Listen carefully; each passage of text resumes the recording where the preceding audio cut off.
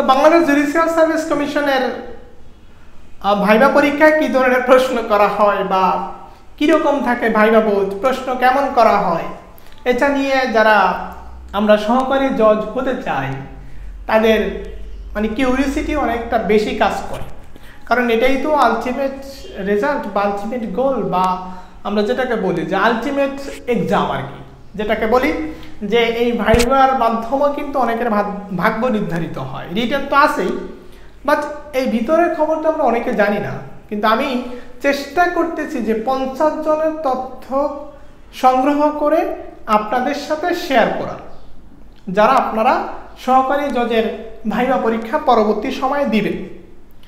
তো আমার কাছে থাকা 18 নম্বর ব্যক্তির ভাইবা তথ্য আপনাদের সাথে শেয়ার করতেছি। তো তাকে যেই প্রথম প্রশ্ন করা হয়েছিল, যে তার প্রথম প্রশ্ন ছিল এরকম যে ফ্লোর ক্রসিং কি, ফ্লোর ক্রসিং কি এবং ফ্লোর ক্রসিং সম্বন্ধে কোথায় বলা আছে, আর্টিকেল 70-তে। এটার পরে তাকে একটু জাস্টিফাই করার জন্য তাকে একটু জিজ্ঞেস করলো যে এই ফ্লোর ক্রসিং সম্বন্ধে আপনার মতামত কি, আপনার অপিনিয়ন কি, মানে জানতে চাইছিল যে এই জিনিসটা আসলে জাস্টিসের ক্ষেত্রে বা দেশের সুশাসনের ক্ষেত্রে এই জিনিসটা ভালো কিনা, জাস্ট এই জিনিসটা তার কাছে জানতে চেয়েছিল। ক্লিয়ার? 2 নম্বর প্রশ্ন ছিল তার কাছ থেকে যে আর্টিকেল 77-এ কি আছে। ক্লিয়ার? এবং এখানে এটা বলে দিচ্ছে যে আর্টিকেল 77 যে ন্যায়পাল আছে, সেই ন্যায়পাল কার কাছে দায়বদ্ধ, কার কাছে লায়াবল থাকবে। এটা জিজ্ঞেস করার পরে তাকে আবার সংবিধান থেকে জিজ্ঞেস করলো যে আপনি বেসিক স্ট্রাকচার বলতে কি বুঝেন, বেসিক স্ট্রাকচার বলতে কি বুঝেন, এবং এই বেসিক স্ট্রাকচার এস্টাবলিশ হয় কোন কেসের মাধ্যমে। বাংলাদেশে বেসিক স্ট্রাকচার এস্টাবলিশ হয় কোন কেসের মাধ্যমে, বা বেসিক স্ট্রাকচার ধারণাটি কোন কেসের মাধ্যমে আসে, ঠিক প্রশ্নটা এরকম ছিল। তারপর জিজ্ঞেস করছে যে আর কোনো কেস আছে কিনা, মানে আরো কেসের নাম তার কাছে জানতে চাওয়া হয়েছিল। 4 নম্বর প্রশ্ন এই সংবিধান থেকেই ছিল যে আর্টিকেল 7B কি আছে হুবহু বলুন। যখন সে বাংলায় বলা শুরু করলো তখন তাকে বলছে যে আপনি এটা ইংলিশে বলুন, তখন সেটা ভালোভাবে বলতে পারে নাই। ক্লিয়ার?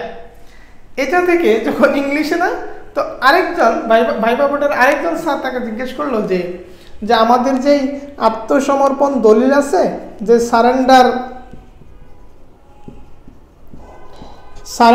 টার্মস আছে, আত্মসমর্পণ দলিল আছে, এখানে অ্যাকচুয়ালি কি বলা আছে, এটা নিয়ে আপনি 5টা বাক্য বলুন।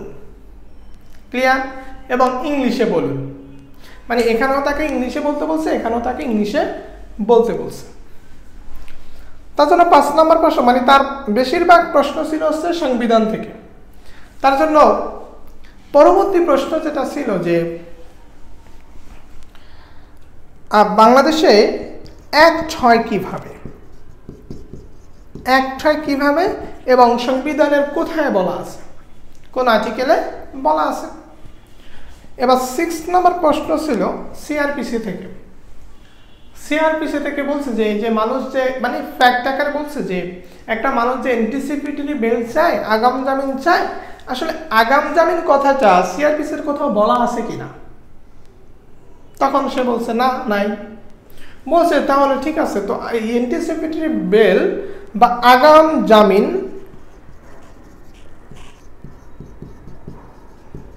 কখন চাওয়া যায় বা কখন আদালত মঞ্জুর করবে। তখন তাকে জিজ্ঞেস করছে, একটু পেঁচাইছে যে এটা কি যে কোনো আদালতেই কি এই আগাম জামিন চাইতে পারবে। তখন সে বলছে না। তো বলছে তাহলে কোন কোন আদালতে বা কোন কোন কোর্টে এই আগাম জামিন চাওয়া যাবে। তো তার জন্য পরবর্তী প্রশ্ন ছিল সিআরপিসি থেকে যে চার্জশিট আসলে কি, চার্জশিট আসলে কি, এবং একটু কোয়েশ্চেন করে জিজ্ঞেস করছে যে চার্জশিট কি সাবস্টেন্টিভ এভিডেন্স কিনা। মানে প্রশ্নটা একটু কেমন জানি ছিল যে চার্জশিট সাবস্টেন্টিভ এভিডেন্স কিনা। আমরা সবসময় বললাম যে এফআইআর সাবস্টেন্টিভ এভিডেন্স কিনা, জিজ্ঞেস করছে চার্জশিট সাবস্টেন্টিভ এভিডেন্স কিনা। একটা ব্যাপার মাথায় রাখবেন যে ভাইবা বোর্ডে কিন্তু আপনি পারেন সেটা কিন্তু দেখে না, আপনি না পারলে হাউ ইউ মানে কিভাবে আপনি সেটাকে কিভাবে আপনি প্রতিক্রিয়া জানান, এটাও কিন্তু ভাইবা বোর্ডের একটা গুরুত্বপূর্ণ দিক।